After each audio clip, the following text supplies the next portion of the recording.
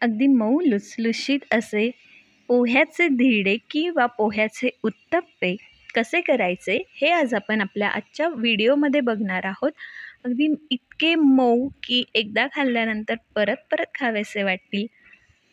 मन भरेल, पोट भरेल पण मन भरणार नाही असे हे हिरव्या चटणीसोबत पोह्याचे धिरडे कसे करायचे ते बघणार आहोत. हाय, हॅलो, नमस्ते फ्रॉम इंडियन किचनमध्ये आपलं मनापासून स्वागत. तर आपल्याला आज जे आपण धिरडे किंवा उत्तप्पे म्हणूयात ते करणार आहोत. त्यासाठी इथे घेणार आहे आपण पोहे, रवा, दही आणि पाणी. तर इथे आपण 1 वाटी पोहे घेतलेले आहेत, त्याच्या निम्मा आपण रवा घेणार आहोत, अर्धी वाटी रवा घेणार आहोत आणि त्याच्या निम्मा दही इथे आपल्याला घ्यायचं आहे. पोहे आपण स्वच्छ धुवून घेतलेले आहेत. पोहे स्वच्छ धुवून घ्यायचे कारण त्यामध्ये बरीच घाण असते. त्यामुळे पोहे आपण इकडे स्वच्छ धुवून घेणार आहोत इथे आणि हे आपल्याला मिक्सरला वाटून घ्यायचे आहेत. तर आपण आता हे जे सगळं घेतलेलं आहे साहित्य हे थोडं थोडं करून मिक्सरमध्ये वाटून घेऊयात. तर थोडेसे पोहे आणि थोडंसं रवा, थोडंसं दही टाकून आपण हे वाटून घेणार आहोत.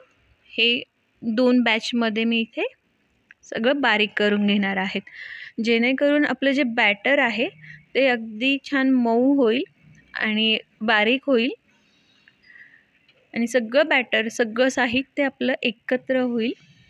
म्हणून आपण हे सगळं मिक्सरला वाटून घेणार आहोत. आता याच पद्धतीने उरलेले पोहे, रवा आणि दही यामध्ये टाकून आपण हे वाटून घ्यायचं आहे.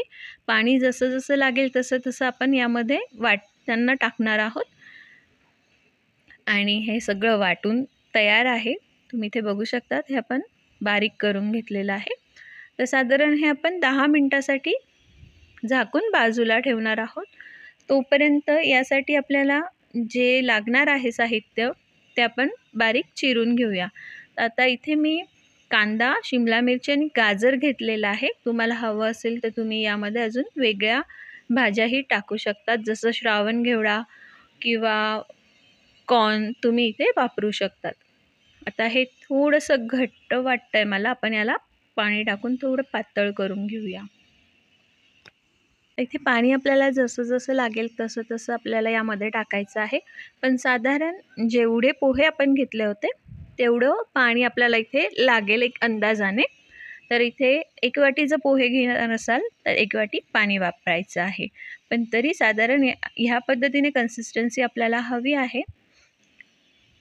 आणि आता यामध्ये आपण हे जे बारीक करून घेतलेलं आहे, इथे गाजर मी किसून घेतलेला आहे, कांदा एकदम बारीक चिरून घेतलेला आहे, शिमला मिरची बारीक चिरून घेतलेली आहे, थोडीशी कोथिंबीर आपण यामध्ये टाकणार आहोत, चवीनुसार मीठ आपल्याला यात टाकायचं आहे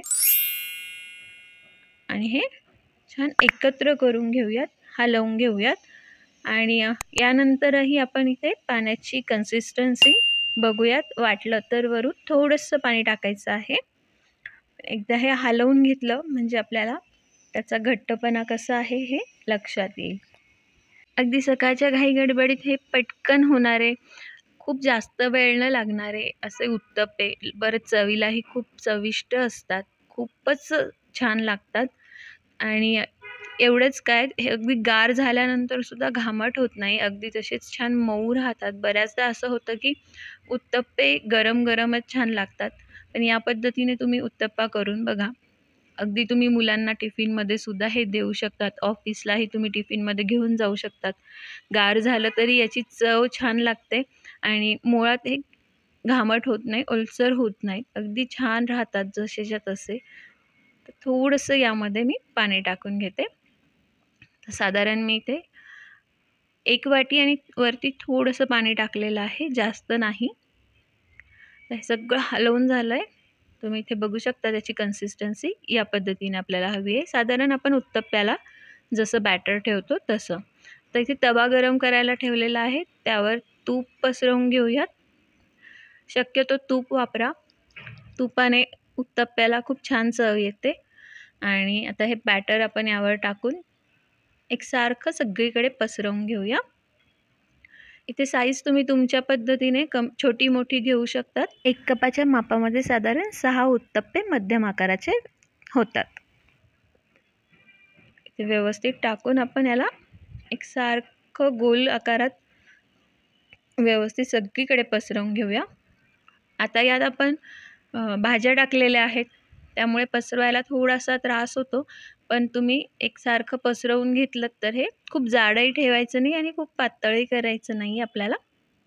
तर यावर 2 मिनिटासाठी आपण झाकण ठेवणार आहोत आणि याला वाफवून घेणार आहोत. 2 मिनिटाने इथे बघूया. तुम्ही इथे बघू शकता त्याचा वरचा जो ओलसरपणा असतो तो गेलेला असतो, असं हे कोरडं दिसतं. याचा अर्थ आपलं हे झालेलं आहे. तर याला उलटवून घेऊयात आणि या बाजूनेही 2 मिनिटासाठी वाफवून घेऊयात. साधारण 2 मिनटं दोन्हीकडनं, खूप झालं तर 3 मिनटं. आपल्याला वरच्या रंगावरनं अंदाज येतो. 2 मिनटात आपला उत्तप्पा छान तयार होतो. आणि हे करताना गॅस लो फ्लेमवर ठेवा. खूप हाय फ्लेमवर ठेवला तर चटकण्याची किंवा काळपट होण्याची शक्यता असते. आणि सुरुवातीला टाकताना गॅस लो फ्लेमवरच असू द्या. तवा व्यवस्थित एकदा तापला की गॅस आपला लो करायचा आहे आणि मग आपण यावर उत्तप्पा टाकायचा आहे. असेच अजून मी उत्तप्पे बनवून घेते. तोपर्यंत तुम्ही लाईक करा, शेअर करा. चॅनलवर नवीन असाल तर सबस्क्राईब करायला विसरू नका. आणि अजून जर तुम्ही सबस्क्राईब केलेलं नसेल, व्हिडिओ बघत असाल पण सबस्क्राईब केलेलं नसेल तर नक्की सबस्क्राईब करा. शेजारील बेल आयकॉनवर क्लिक करा, म्हणजे येणाऱ्या अशाच नवनवीन रेसिपीजचे नोटिफिकेशन तुम्हाला मिळत राहील. हा पदार्थ इतका छान होतो ना, अगदी लुसलुशीत. आणि मुळात म्हणजे रात्रभर भिजवण्याचं हे नाही याला, परत फर्मेंट करा वगैरे असा काही प्रकार नाही. यामध्ये आपण कुठल्याही पद्धतीचा इनो वापरलेला नाही किंवा सोडा वापरलेला नाही.